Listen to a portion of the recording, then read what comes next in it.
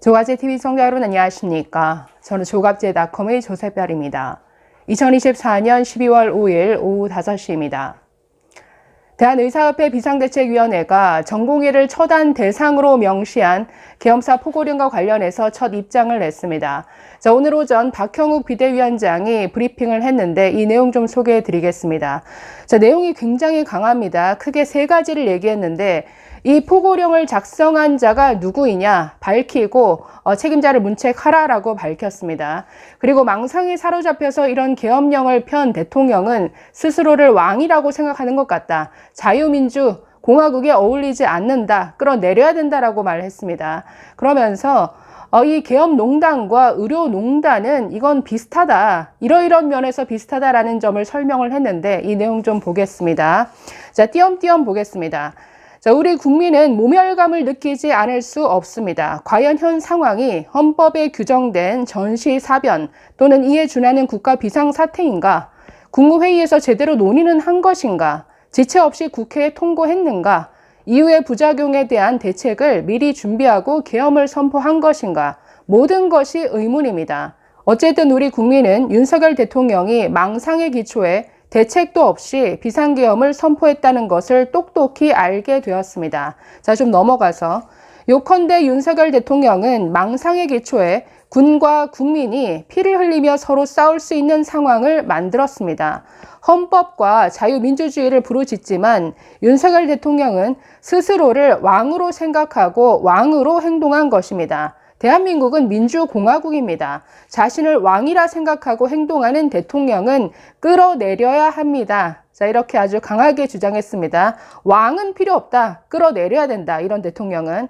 자, 넘어가서 계엄사령부에 적시된 전공의 그리고 모든 의료인들 48시간 내에 복귀하지 않으면 처단할 수 있다라고 명시했는데, 자, 이와 관련해서 이렇게 말합니다. 윤석열 대통령은 난데없이 전공의와 의료인을 자유민주주의 체제를 부정하는 체제 전복 세력과 동급으로 취급하였습니다. 이 역시 망상에 기초한 것입니다.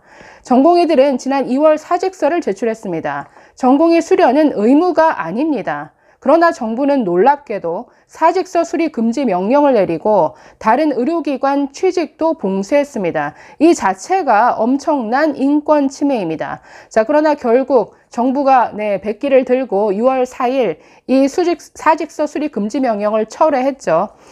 자, 윤석열 대통령은 철저히 망상에 기초하여 전공의와 의료인을 반국가 사범으로 몰았습니다. 처단한다. 아니, 이게 국민을 향해 쓸 수 있는 말인지요? 사실 전공의에 대한 윤석열 정부의 망상은 오래되었습니다. 정부는 11월 28일까지 의사 집단행동 중앙재난안전대책본부 제78차 회의를 지속해 왔습니다. 앞서 언급했듯이 전공의들은 오래전 사직서가 수리되어 이제 각자 다른 일을 하고 있습니다.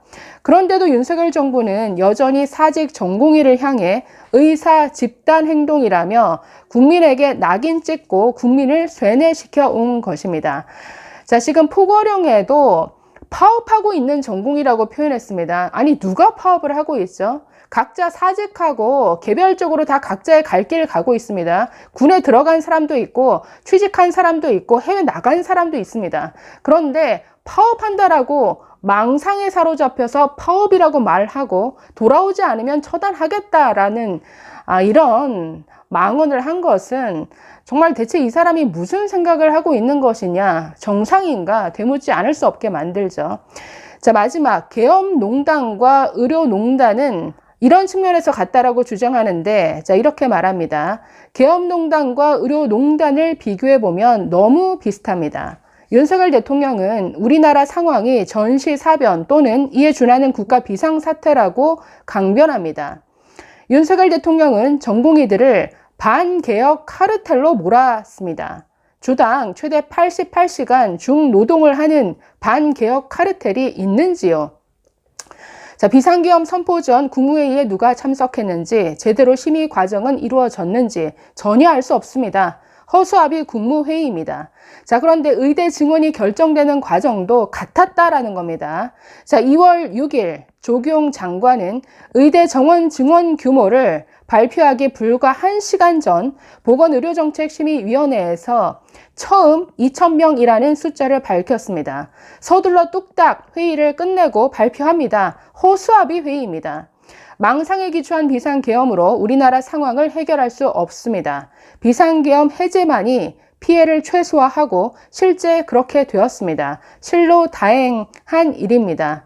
자, 그러면 마찬가지로 해제를 함으로써 해결이 되었으면 역시 저지른 사람이 이 일을 다시 돌이켜야 해결될 일이라는 거겠죠. 자, 마지막 부분 보시면 오래전 사직한 전공의를 반개혁 카르텔로 낙인 찍는 망상의 기초의 현 의료 사태를 해결할 수는 없습니다. 우리 사회가 겪을 피해를 최소화하는 길은 의료의 현실과 미래의 절망한 사직 전공의들이 다시 돌아와 수련받을 수 있도록 정부가 합당한 조치를 하는 것입니다. 자, 그러면서 세 가지를 회의에서 의결하고 요구사항으로 내놨는데 세 가지 이렇습니다. 자, 대한의사협회 비대위는 전공의와 의료인을 향해 처단한다라는 포괄적 문구를 넣은 당사자와 과정을 밝히고 책임을 물을 것을 촉구합니다. 두 번째, 윤석열 대통령에게 물러날 것을 요구합니다. 세 번째, 정부가 2025학년도 의대 모집을 중지하여 향후 10년간 지속될 의대 교육 파탄을 막기를 촉구합니다.